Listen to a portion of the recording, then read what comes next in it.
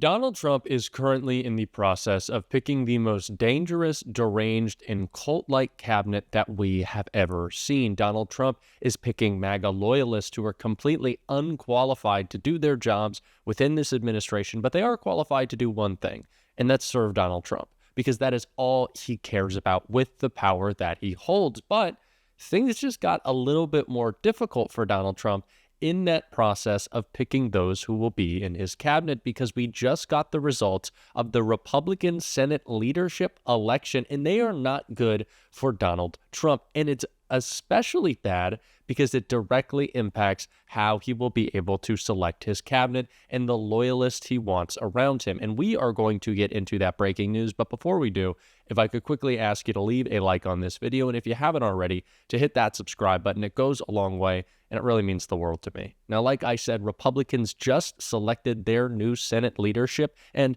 it goes against what Donald Trump wanted. It goes against what MAGA wanted. It also goes against what Elon Musk wanted, which appears to be increasingly important. So before we get into that decision, I want to hear from the person that Republicans wanted the most, including Donald Trump and Rick Scott right here. You are going to run. Two other... I'm going to run, Larry. I'm going to win. And here's why. I've been talking to my Republican colleagues. Guess what? They want change. They know that Trump has a mandate. They want to be part of that mandate. They want to be treated as equals. They want to be part of a team. They want to have a working relationship with the House. They know I've got a great working relationship with Trump, with Speaker Mike Johnson. They know I'm a business guy. Business guys get things done. We create a plan. We work our mission. We measure things. We create teams. That's exactly what we want in the Senate, and that's why I'll be the next majority leader, and we're going to get Trump's agenda accomplished.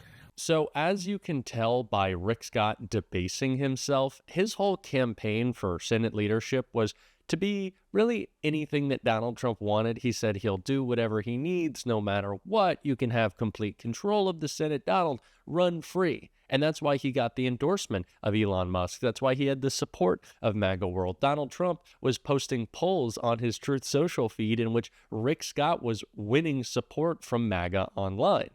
But that's not exactly how it went down, because Senator John Thune has been elected the MAGA majority leader in the Senate, going against the wishes of Donald Trump and making it more difficult for him to push through his extreme cultists. Now, I don't think that means exactly it will be impossible, but it is certainly more difficult. Rick Scott is the guy that Donald Trump wanted. Rick Scott is the guy Musk wanted. He's the one MAGA wanted, because he will not oppose anything Donald Trump does.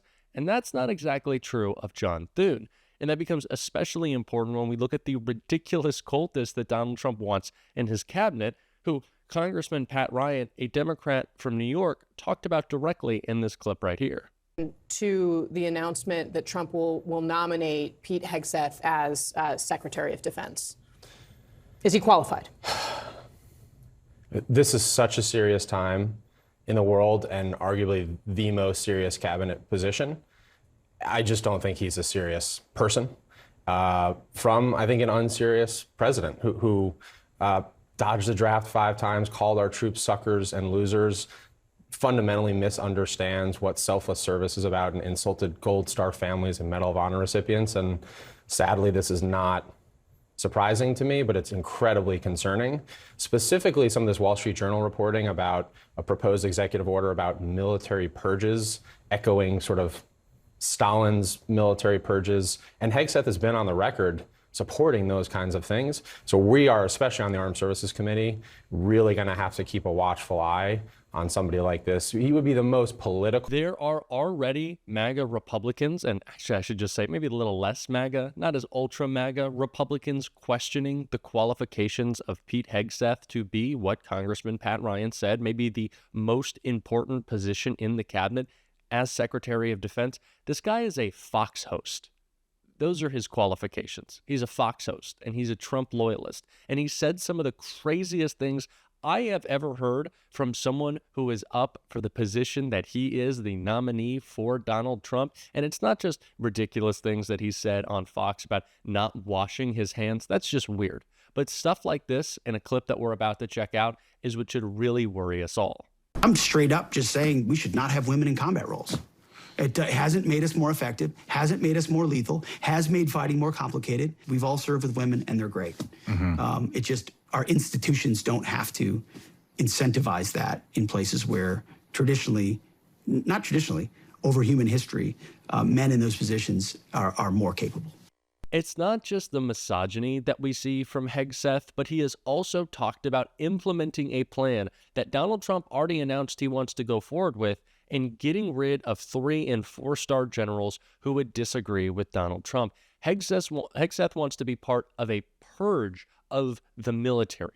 That is what should worry us the most. That's what Donald Trump wants. And Hegseth himself says that he left the military because those in his unit thought his extreme views were too much. They went too far. He was too crazy, which makes him perfect for Donald Trump, but terrifying for the rest of us. And that is why it is so important that MAGA did not vote to let Rick Scott through and allow Donald Trump to do whatever he wanted with these appointees. No, we actually have, although I am no fan of John Thune, but a more institutionalist who may not let Donald Trump get away with whatever he wants. And so he has had a more difficult majority now in the Senate, and it's even worse in the House. And I wanted to learn a little bit more about that right here.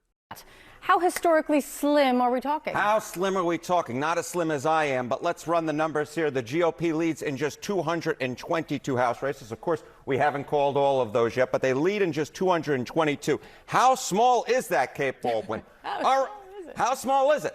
The GOP may have a record small House majority at the start of a Congress. I looked at all the House majorities at start of Congresses going back to when we had 50 states. Remember, Alaska and Hawaii were the last 2 that were added. 222, which is the amount they lead in right now, would tie for the lowest. But of course, we haven't called all those 222. I was looking at a few races in California where Republicans lead that might go the other way. If we get down to 221, that would be the lowest ever going back to since we had 50 states. And of course, it could drop even lower given that Donald Trump has decided to pluck a few folks from the House for his cabinet, Stefanik and Waltz, of course. So the bottom line is we are talking razor thin at this particular point, looking at what the House might look like come January. Is it razor thin? It is razor thin. Is this a real word, Congresses? Sure. Why the heck not? I cover Congress Underdead Congresses. I have never I- written Congresses. I go through the thesaurus looking for words that are infrequently used, and therefore I bring them to the American people, Kate Baldwin. You're welcome. Back to the news. What would this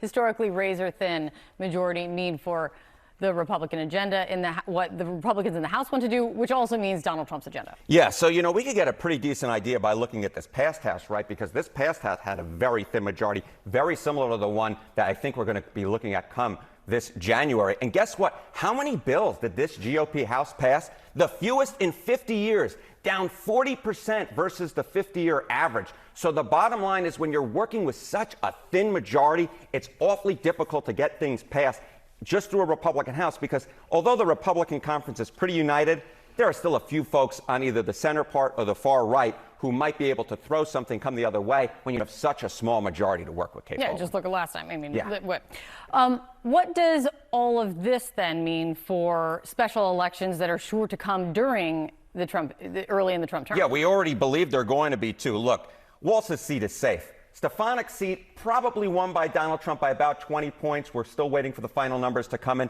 Terry, remind them why you're talking about that. These are current members of Congress Correct. that are joining the Trump White House and the Trump administration. Correct. Waltz to be the National Security Advisor, and then Stefanik to be, of course, the UN Ambassador. Yeah. And look, Stefanik's seat, as I was mentioning, probably won by Trump by about 20 points, maybe a little bit more. We're still waiting for the final numbers to come in. I'm not sure that seat is necessarily safe. The Waltz seat most definitely is, because I would just want to look at special House elections in 2017 and 2018.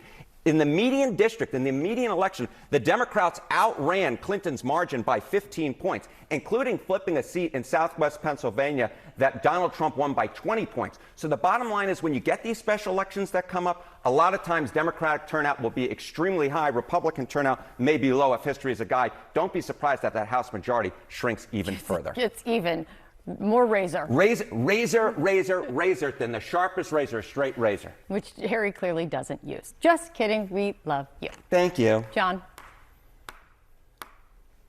Donald Trump is working with the slimmest of slim majorities in the House. And it only gets worse as he continues to pluck out Republicans to join his cabinet. His agenda is going to be stalled. It is going to be more difficult. And we are getting news that there is the potential that Speaker Mike Johnson, yes, MAGA Mike Johnson, might not be coming out the other side of this thing. That Republicans might want to put a challenge to his speakership, that they might want even more of an institutionalist, more of a MAGA person. It's all bad. It's all a mess. And they have such a slim majority that it is going to be constant chaos. Now, of course, we don't want to see our government devolve into a mess, but if it's blocking the Trump agenda, then have at it.